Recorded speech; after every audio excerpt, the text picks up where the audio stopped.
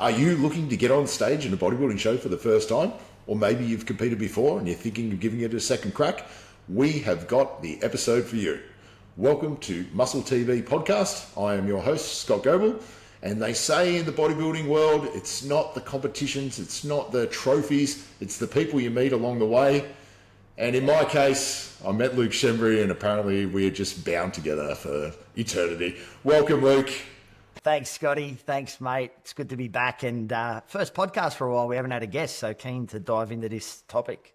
Yeah, well, a topic we're both very, very familiar with, obviously having graced the stage on numerous occasions and taken many athletes through the process, and a topic that I'm very, very, feel is just incredibly important, is probably the best way to phrase it. Are you actually ready to get on stage? I think there are a lot of considerations that people don't take into account, and we're going to go through them today, Luke, so I'm excited to kick it off. Tell me, how many competitions did you end up doing? Do you know? No, I don't. I would estimate probably only between 12 to maybe 15 maximum, maybe 12 on the lower end. For quite a while, I was just doing the IFBB Nationals year on year. I just set my sights on that and I just wanted to do the Nationals, and, you know, there's no other show there. And this is going back in the day when the New South Wales and the Nationals were all in the one show. So I just step up on stage and it was two divisions. It was too easy. So there was quite a period of time where I was just competing every year consistently. I think I did it for like 8 or 9 years consistently before I took a break. Yeah, okay. I know I exceeded 20. I think it was around 23 shows that I ended up doing, but I competed for 11 seasons and I had states and nationals, so I got a few up on you. I don't think I was very well prepared for my first show. I did not have a good coach for my first show. I don't think good coaches existed back then. But let's get into it, mate. When is it the right time to get on stage? And what do you think is the most important thing to take into consideration? Well, I guess, look, there's a few factors there. Number one, a lot of people wait until the perfect moment to step up on stage. They're going to wait till they look like Arnold Schwarzenegger. I want to step up on stage, but it's not going to happen for another 5 to 10 years. You know, that horizon, unfortunately, it's probably not going to happen. So what's the minimum threshold to step up on stage and experience a bodybuilding show? Dieting, prepping, tanning, posing, all that good stuff. I think, look, it's a funny one, but I think when other people give you some validation that you're looking fantastic and maybe you should consider competing, I think that's a good time to maybe seriously entertain the idea if it's something you have been thinking about. I think if you're hitting a certain weight and you're going in a weight class and you're sort of close to a weight and you know that, you know, for your own height, you're sort of going to be in the same ballpark as others, maybe in a first timers division. It's a funny one, Scotty, because there's never a perfect time and there's so much that you can gain through a contest prep with your knowledge about your body, about how to diet down, about posing, from the psychological point of view, can I withstand everything that's coming up? So it's one of those things where you just don't know until you know. But I would say if people are giving you some compliments and you feel that you're getting to a spot where you might look similar to some other first-time competitors, might be time to start considering it if it's something you want to do. I think it probably does have to come from the external because the vast majority of people are their own worst critics. And so many times I have potential competitors say to me, no, I just want to wait until I'm ready to win. And the reality is, I don't think that applies to any other sport on earth. Like if you decided to run a marathon for the first time, are you going to do marathon running until you're ready to win the event? You're not. And it would be the case with every single sport. Like if you want to play in the AFL, if you want to get in the NRL, like you work your way up. You do not expect to win every single show. You do not expect to be the best the first time you do it. And a lot goes into being one of the best bodybuilders in the country or on the planet. And you build and you get better through experience, and not just the experience of the off season. You've got to experience the prep and you need to experience the stage and all that goes into that. So I just discourage that mindset of I need to be ready to win to get on stage. You don't. You need to be ready to be competitive and not embarrass yourself. Absolutely.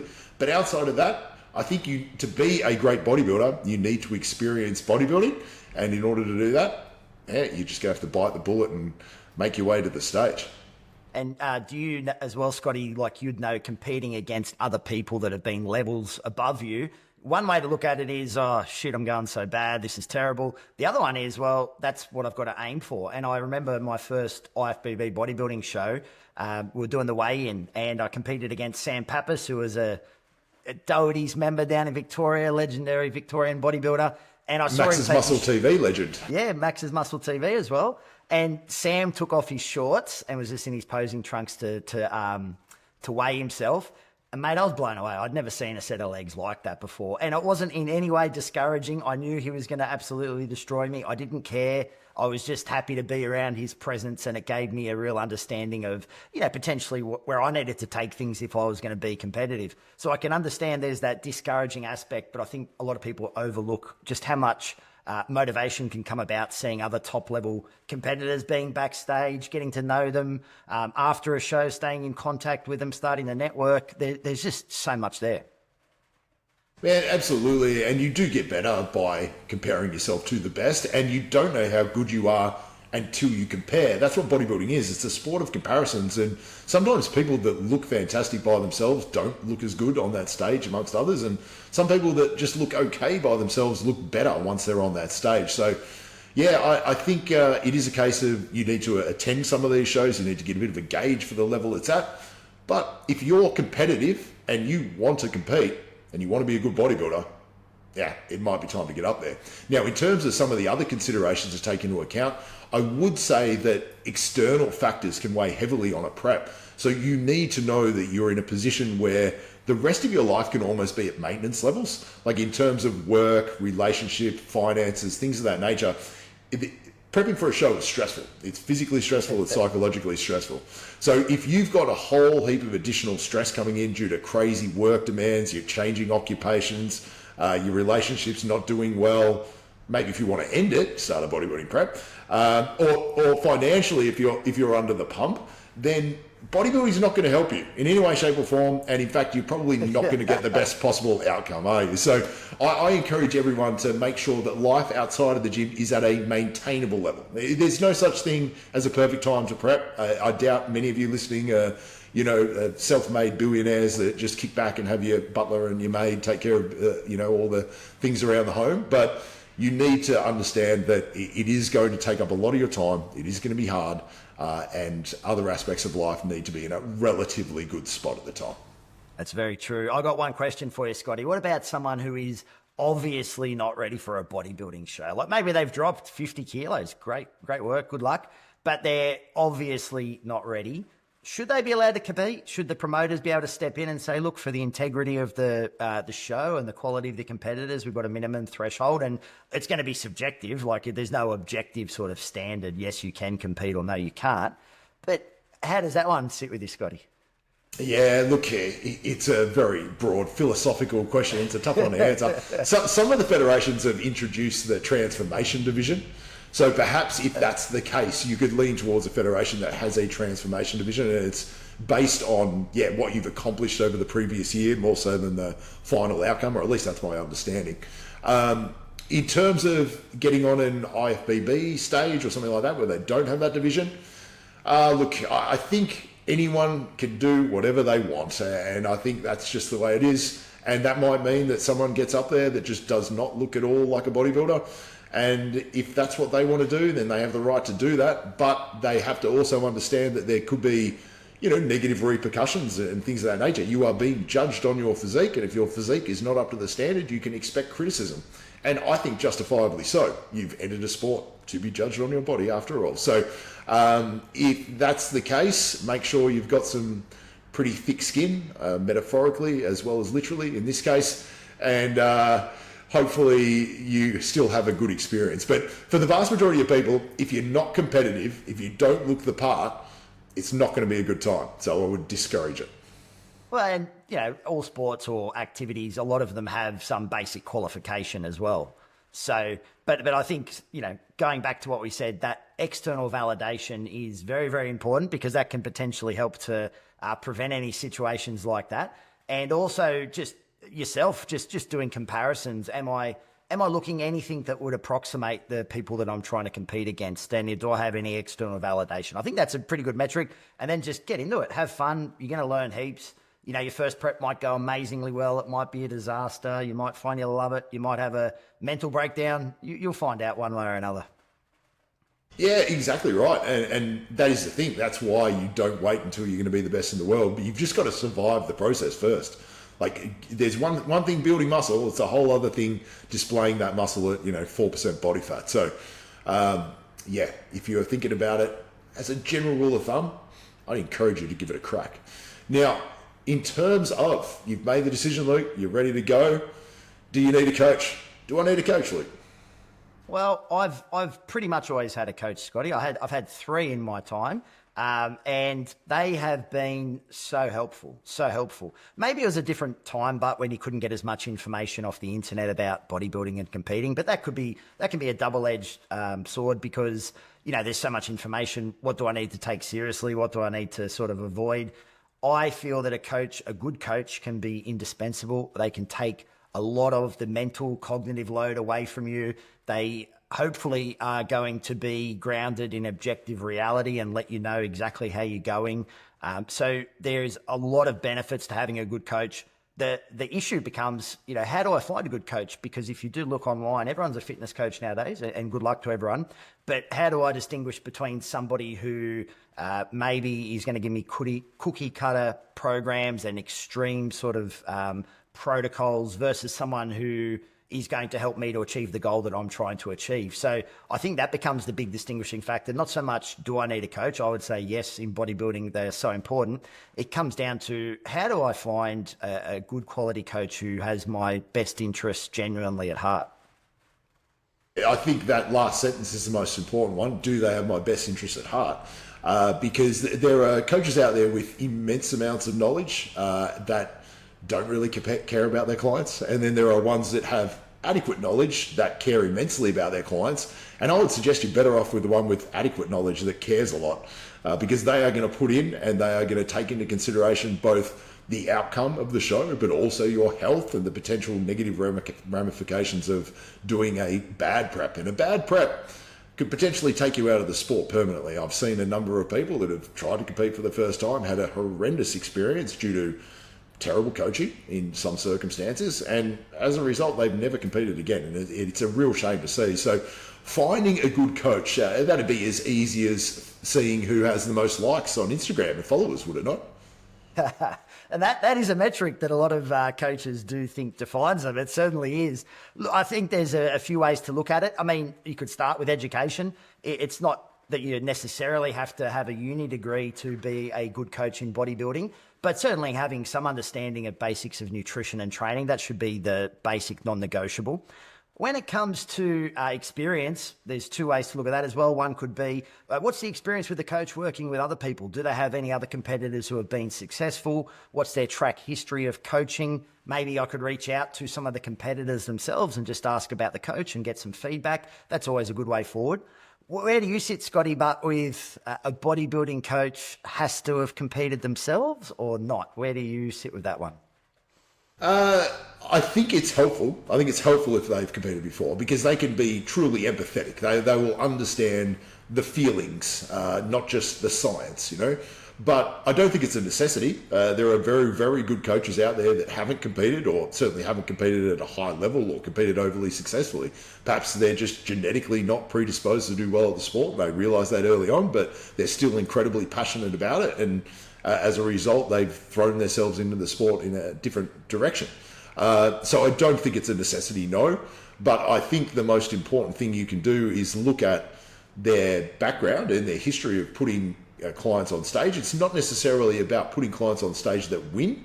It's probably more about their clients getting better, and are their clients staying with that coach, and are they enjoying the experience? I think if you see a coach that churns them out and just in high quantities, but they seem to have an incredibly high turnover of athletes, it's probably not a really good sign. And one of the best things you can do, I would suggest, is reach out to their existing clients and ask them about their experiences and see what they think. I think, those individual testimonials are probably the best way to go. And certainly when potential clients reach out to me, as a general rule of thumb, they've done exactly that. They've seen some of my clients online. They thought they look impressive, so they've asked about my coaching style. and perhaps I'll submit an inquiry if I get a good testimonial from that client.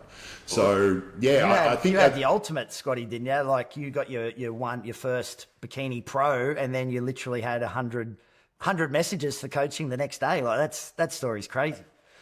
Yeah, and I see that all the time, and I wouldn't advise that, like, because it's quite possible you can fluke a pro card, you can, and if you've got an absolutely genetically elite individual, they can get a pro card, but can you take someone of average genetics and make them great? So I don't think that's the best way to go about it, and I think that happens every single year. If you're an Australian coach and you coach a girl to a bikini pro card, you'll get an influx of inquiries within the next week. Like, it's just guaranteed.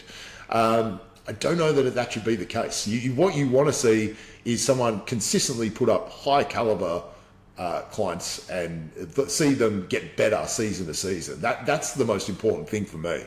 So yeah, it's an interesting one, but I guess you do get credibility from placings and wins, but the reality is that could be more on the individual than on the coach themselves. It's true. It's true. And one of the big things that I see with the coaching is you can go from guiding someone along and trying to sort of mitigate risks and keeping them in a good spot physically and mentally, or you can take absolute extreme approaches and go the complete opposite end. So just from what I have seen in coaching, it seems to be polar opposites with how some coaches operate. And there are some really extreme things out there that coaches do, whether it's ridiculous low calories, ridiculous cardio, performance enhancing drug stacks that are just monstrous, no consideration for the post show period for the athlete. So I guess risk mitigation potentially is one of the best benefits having a coach when you're doing early days of bodybuilding shows. Absolutely, it is. Yeah, it goes back to the first experience being a potentially detrimental one. You do need to mitigate risk, and it is a bit of a tricky situation. Like, because you can speak to some of my clients and they will tell you that they got on tragically low calories, and you can speak to some of my clients and they'll tell you a beautiful story about how they prepped into the show and they never dropped below 2,000 calories, and they look fantastic. So there is an individuality to it, and I guess again, if you reach out to those clients that were on tragically low calories that I put on stage, you will probably find that we had a lengthy discussion about the pros and cons of what this protocol is going to do, how it's going to impact the post-show period, what the potential risks are, and then we collectively chose to go ahead and pursue the competition, or we didn't. So it isn't a healthy sport, and every now and then a competitor might find themselves in a circumstance where they have to do some unhealthy things in order to be at their best on that stage.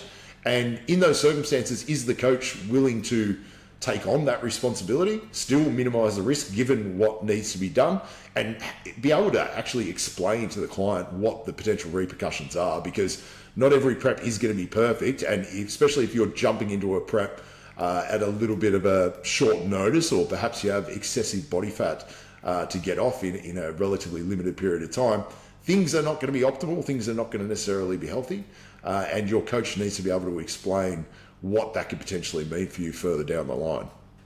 Because there are some big potential risk factors with the nature of bodybuilding shows, whether it's body image and poor body image, whether it's a poor relationship with food.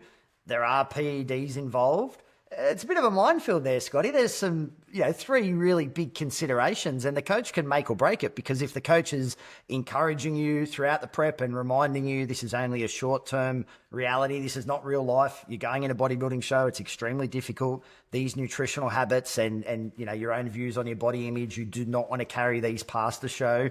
It is for a specific purpose. And he could say the same about the PEDs as well, if they're running that during the prep, that, we're aiming for this one goal, but this is not real life, and preparing them for that period after.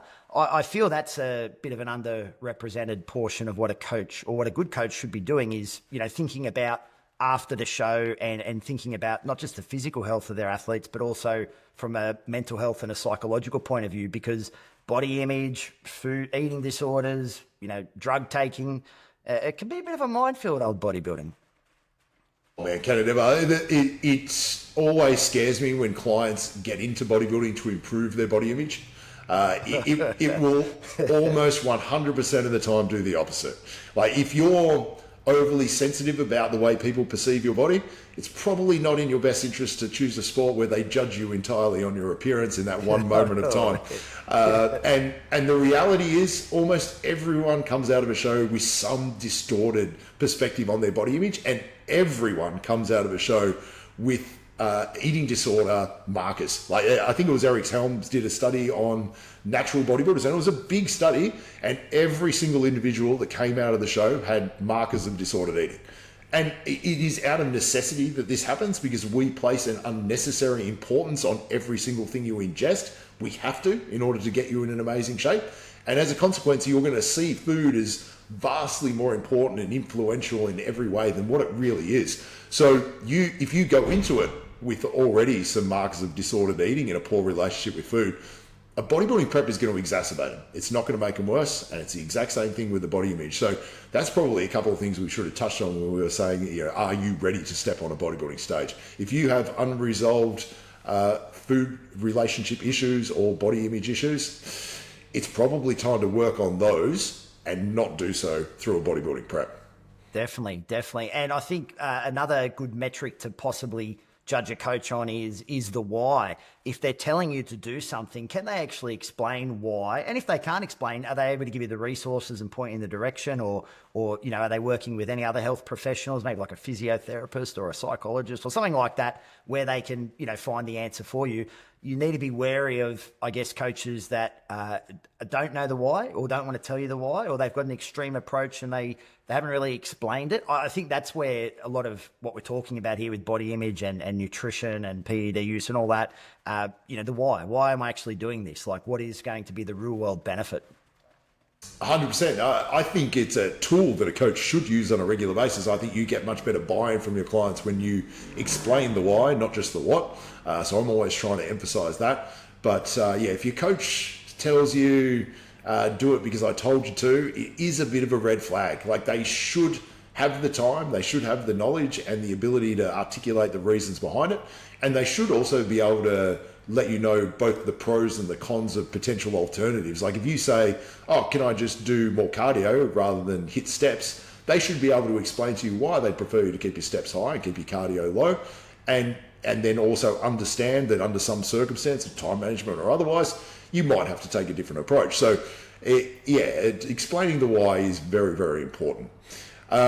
So if we're going to find that coach, obviously we're going to be looking around at fellow competitors. We're probably looking through social media, and I would imagine you would want to have a good conversation, probably with a couple of coaches, because sometimes they might have the knowledge, they might care about their clientele, they might have experience, education, they might have everything, and it's just a case of, do you get along with them? It is a relationship. A coach-client situation is a form of relationship, and relationships need to be cultivated, and relationships are generally based on effective communication.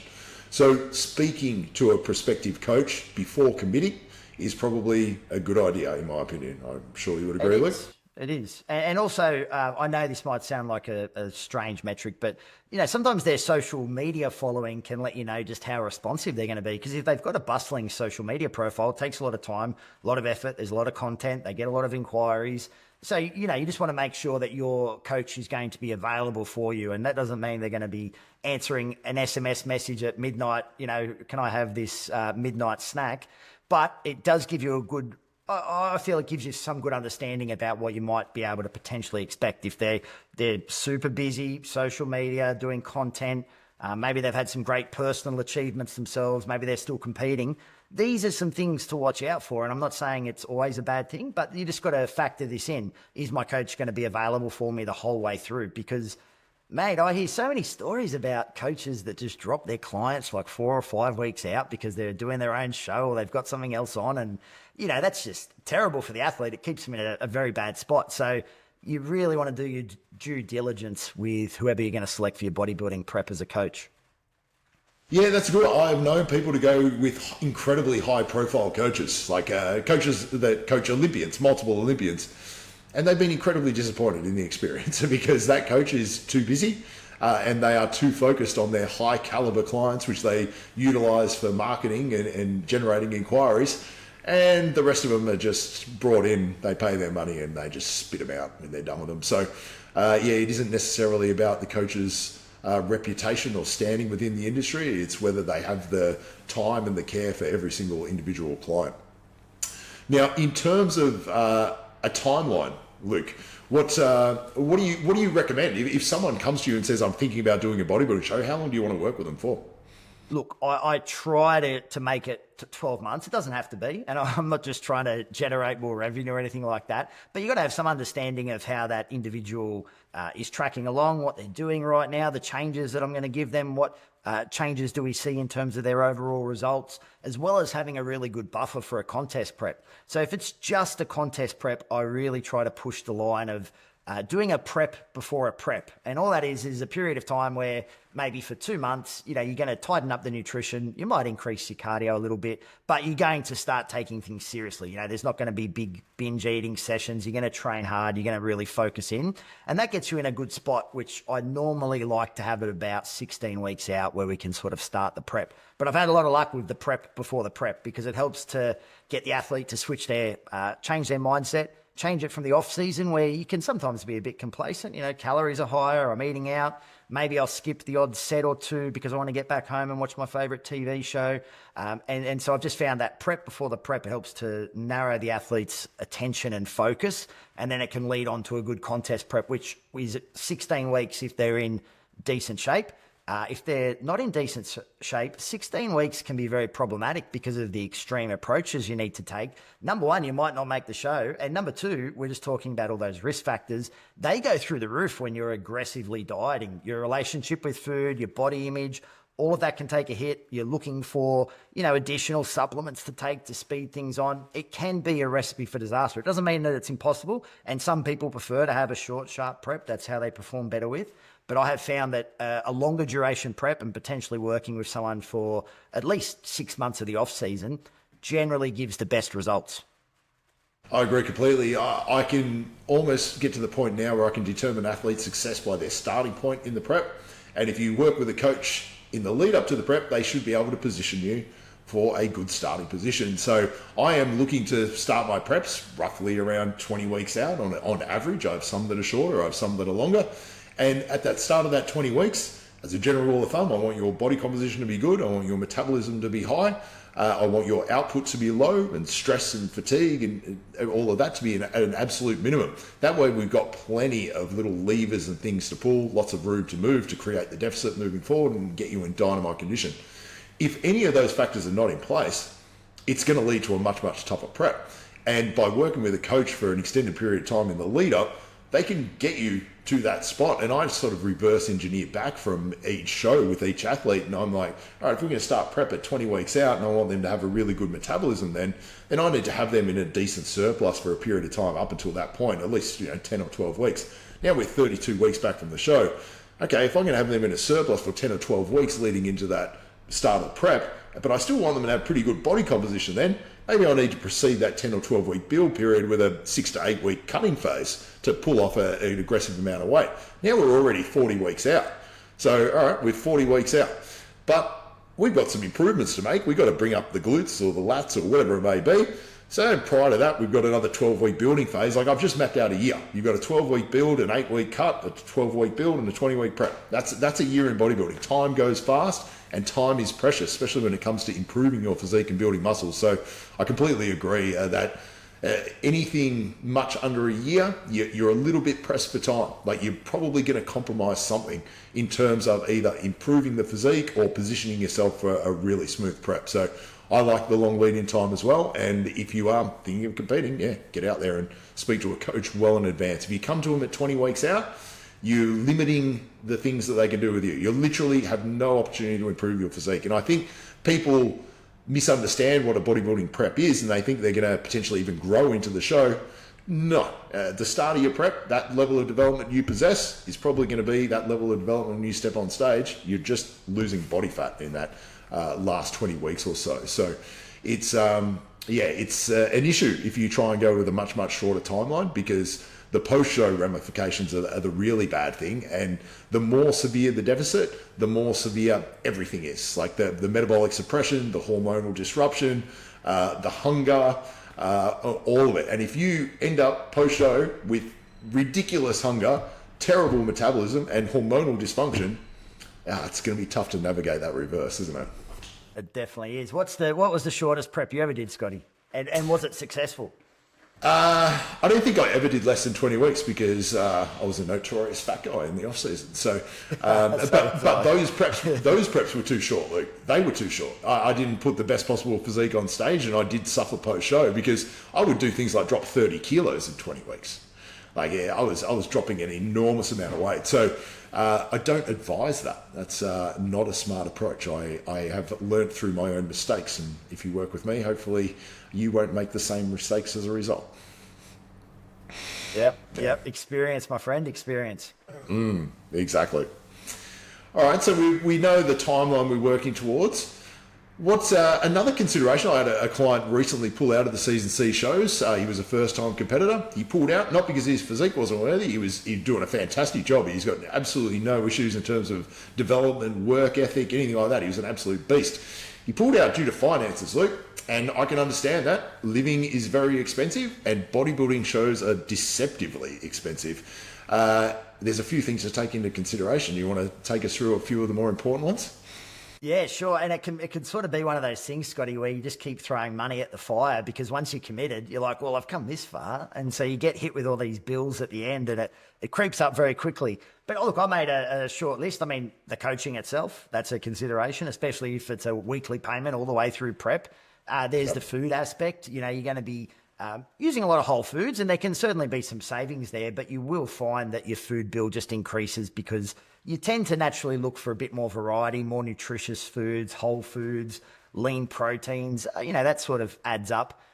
Supplements, of course, whether it's your creatine, WPI, PEDs, if you're in a non-tested federation. And then just things that a lot of people wouldn't think of until the end. And this is where you get the big hit at the end. Professional tanning packages, professional stage photos, flights if you're traveling for a show, accommodation if you're traveling for a show. It can all add up very, very, very quickly. And a bodybuilding prep can be notoriously expensive. One thing that I always position to anyone who I help compete that might be in the fitness industry themselves, I say, look, think of it like a business investment. Photos last a lifetime. You can live off your photos. In another 30 years, you could still be getting clients if you're looking amazing in your photos. So maybe just think of this as a bit of a work expense. Maybe I made that up myself just to feel a bit better about the money I was spending on bodybuilding shows. But, I mean, we both, built businesses based off our days competing, Scotty. So there is some truth to that as well. Yeah, there absolutely is, and yeah, the expenses they are not small. Like just the show day expenses. If you're a female athlete and you're buying a bikini, you might be out $1,000 these days. You might be out more if it's a super fancy FMG bikini. You're going to be out at least probably $250 on tanning. You're probably going to be the same in hair and makeup. And you haven't even ended the show yet. And the cost to enter the show, we're probably looking at $250 plus an extra 100 or so per division. So if you're, financially under the pump, you might want to hold off a little bit because it can just add to the stress. I mean, I must admit, I did one show on a credit card back in the day. Probably wasn't the smartest of moves, but managed to financially recover. But I felt the pressure. Trust me, that was not a good idea, and I probably had to cut a few things short, and not. It probably wasn't the ideal prep as a result. But I suppose that was back in the day when I was tanning myself with a roller and a little jar of Protan or whatever I was using. I can't remember. What was it? What was Phil Cavicos products? Tan Man, what was it? Contest color. Yeah. Legendary stuff. So these days I would recommend that you do fork out the money though. Get the professional tanning packages because they'll be 100%. There on the day of the show and they can fix you up. So a lot of these expenses, they might appear like luxuries, but sometimes doing them yourself is not the best idea. And I'm going to put you on the spot a little bit here, Scotty. But so we've got the yearly fees for the federation you need to compete in. You've got multiple classes that you need to pay for separately. And now most federations are making athletes pay for a coach's backstage pass that can be up to $150 just to go backstage with the athlete. Like look, I like bodybuilding. I know it's a business. I know that it's got to be profitable for it to continue.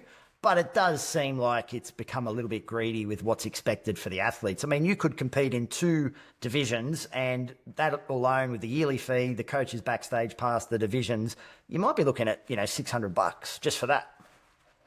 Easily, yeah. No, absolutely. Look, everyone makes money in bodybuilding except the competitors.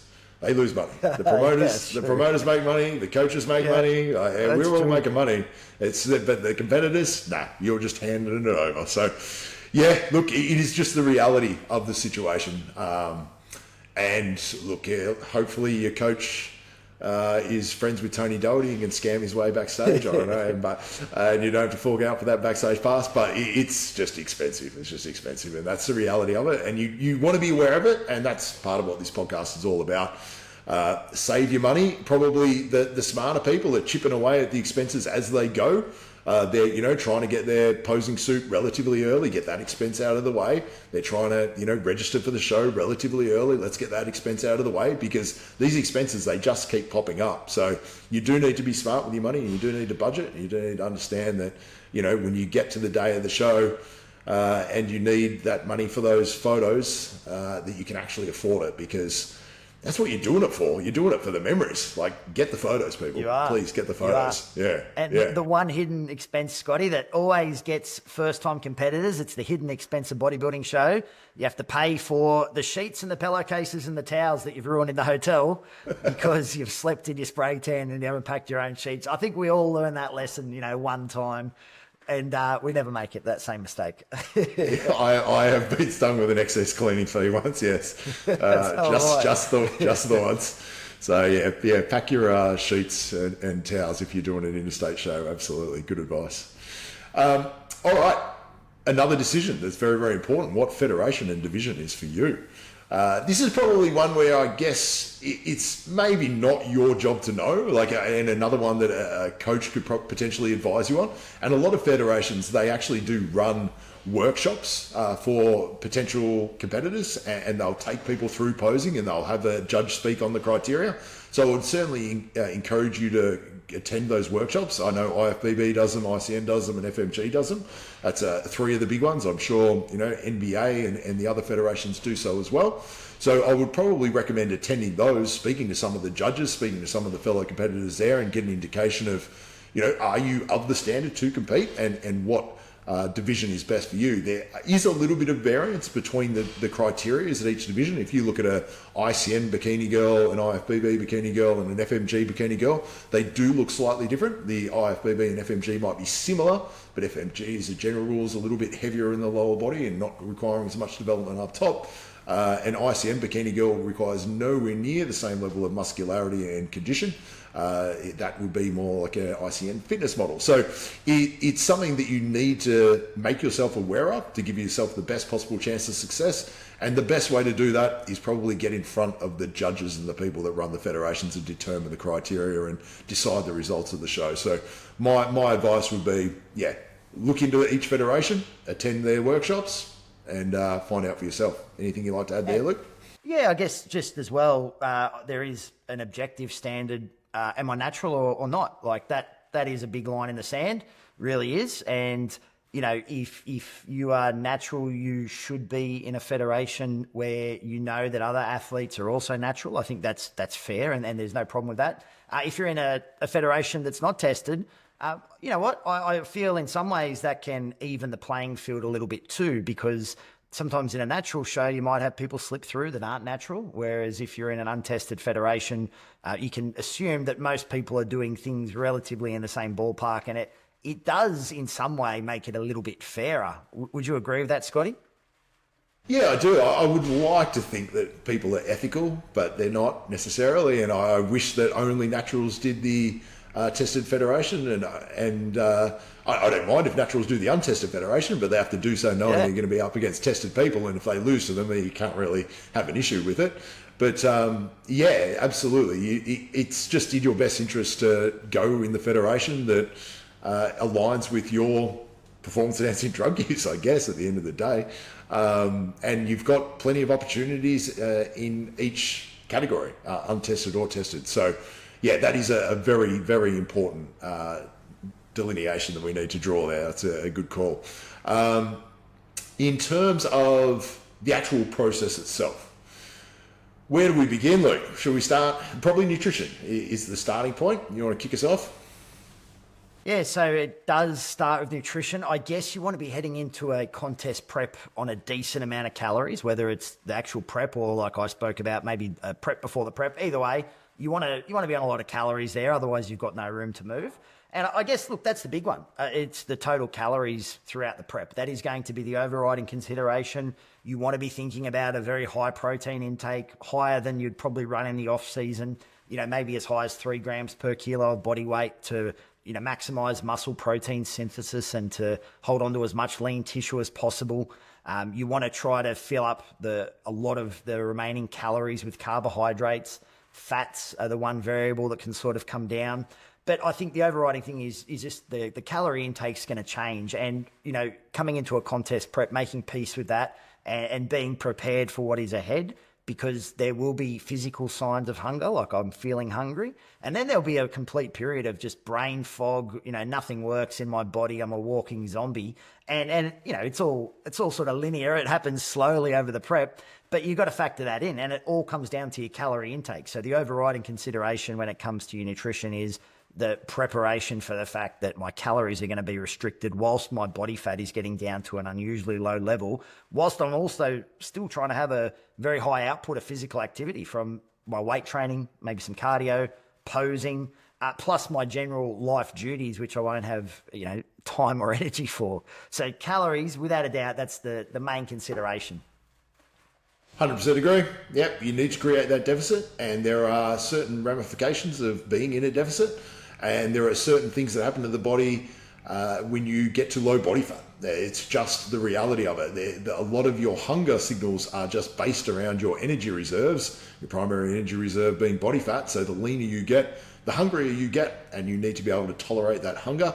I mean, a coach can help mitigate that to a degree. You know, you can manipulate food volume and things like that to keep hunger to a minimum.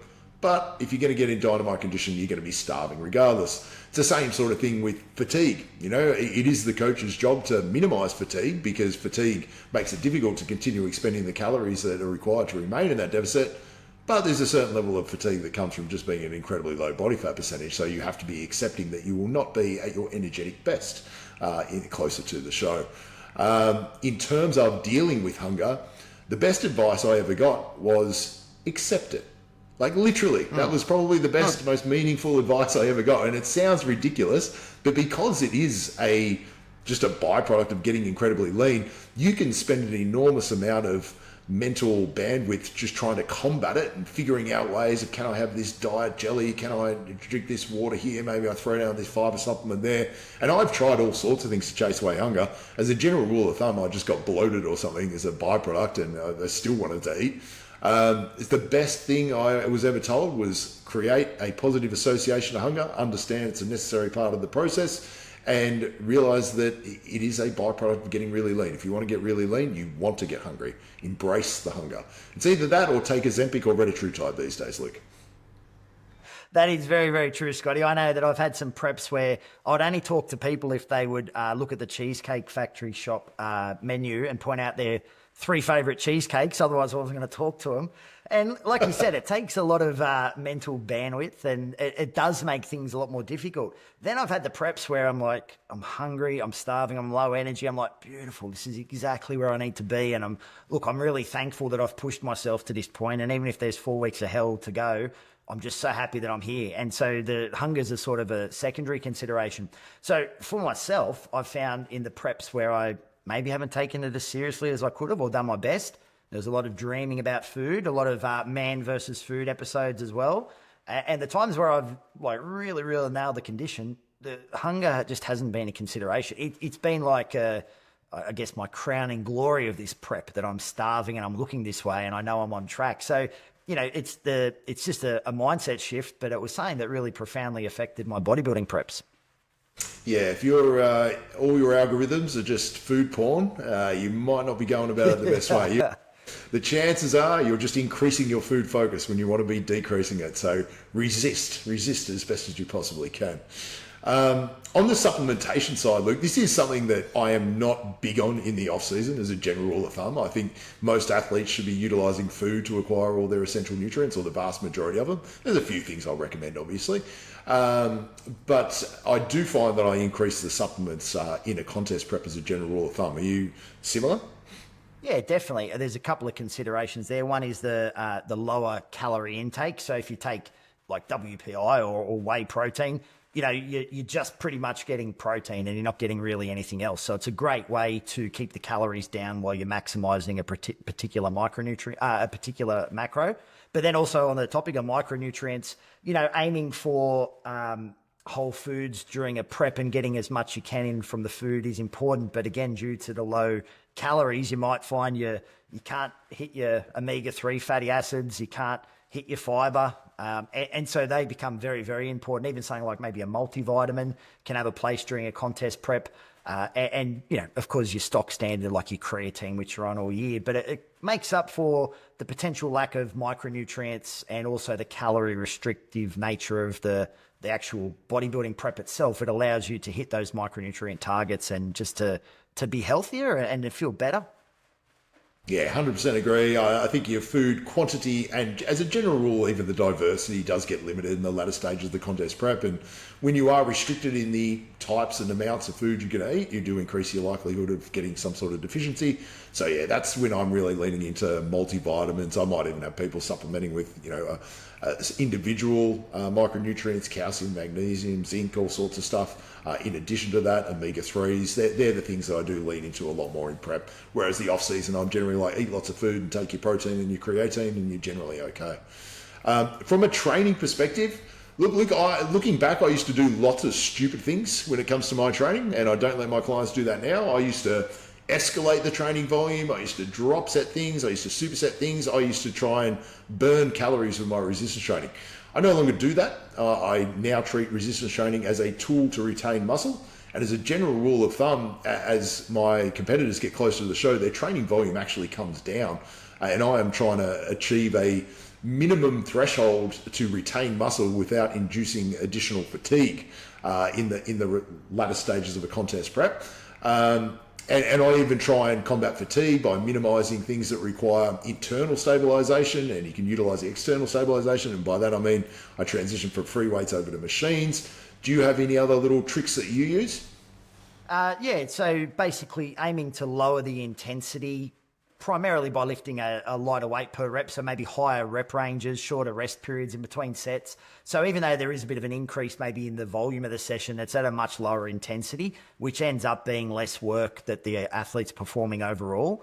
And then I guess the other consideration is just, you know, how they're feeling, generally speaking. Like if I have someone who's looking really good, training hard, they're pumped, they want big sessions, sometimes it can be a bit counterproductive to really get them to back off. And I'm not saying they've got to go in and lift their personal bests in the gym and lift, you know, the 1 rep max.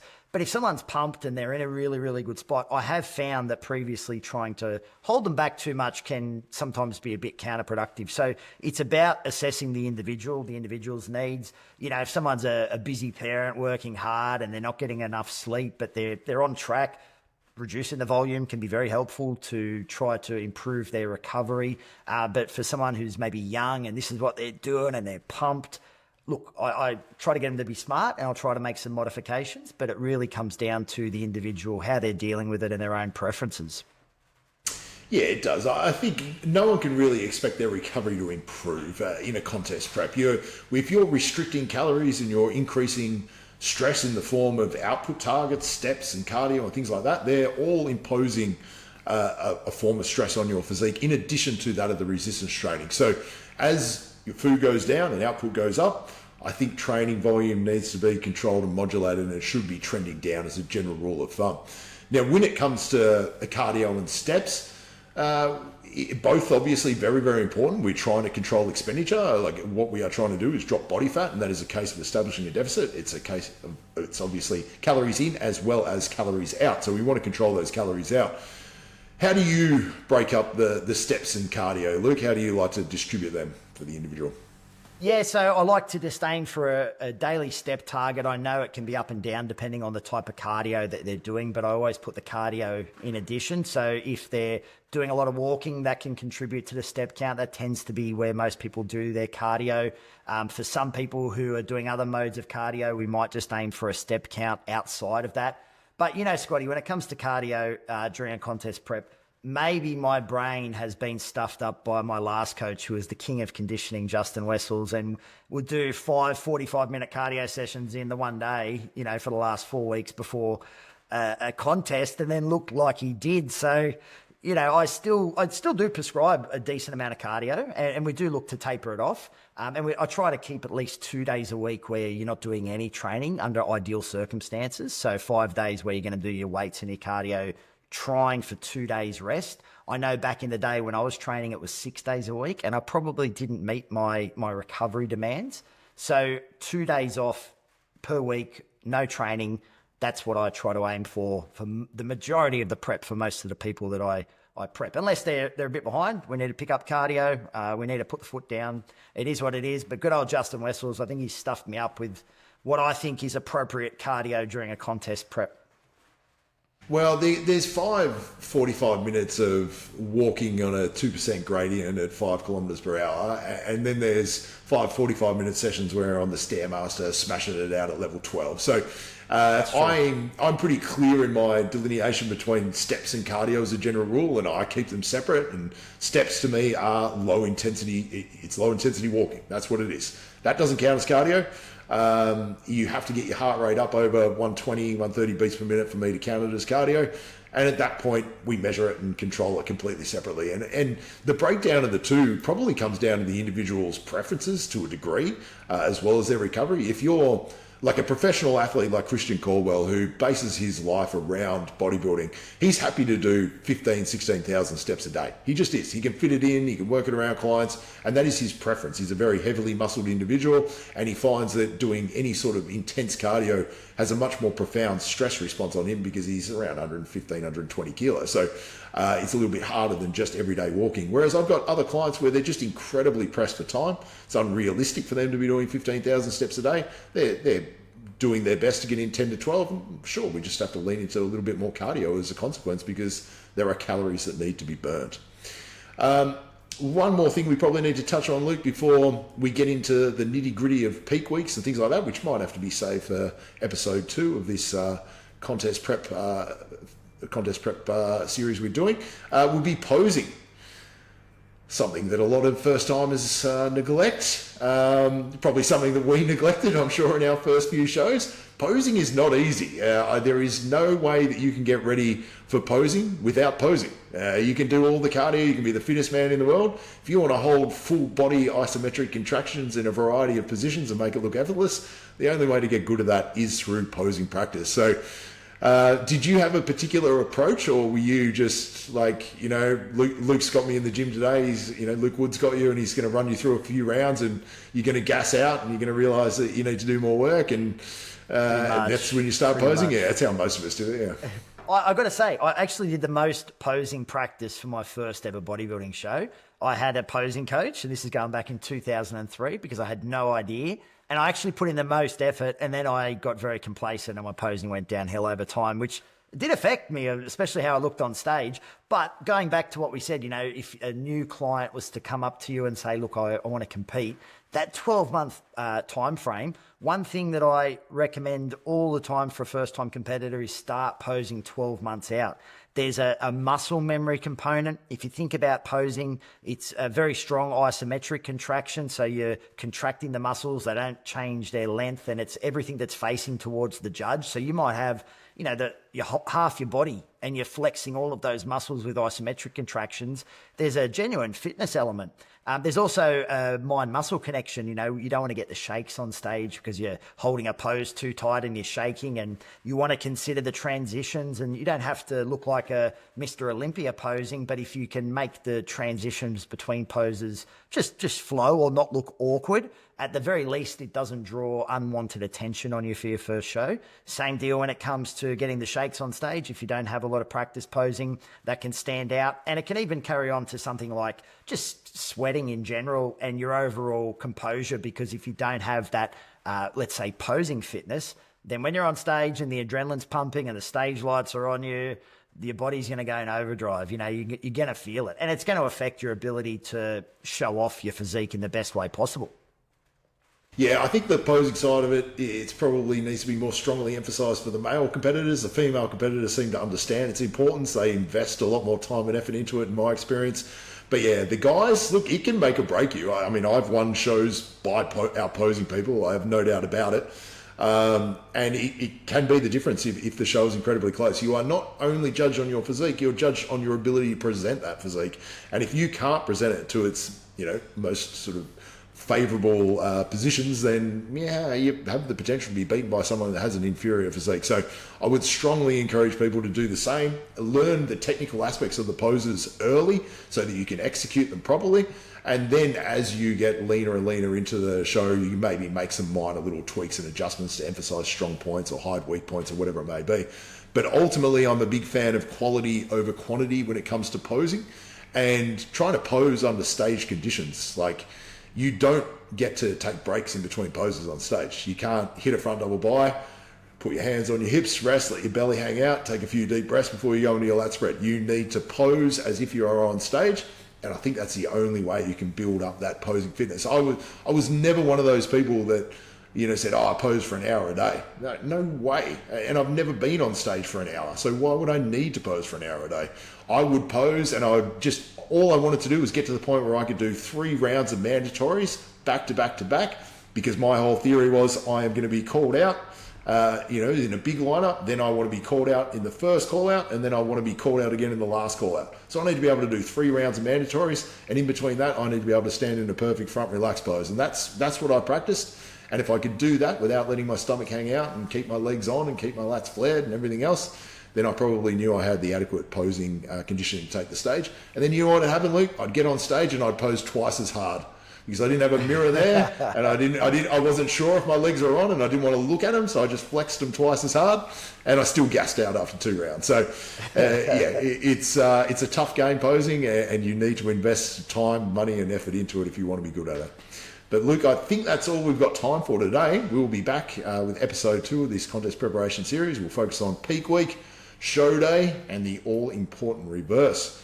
So if you enjoyed the episode, make sure you like and subscribe so you can tune in for the next one. And thank you, MAXS MuscleTV podcast. We will be back soon. There's no cure for this.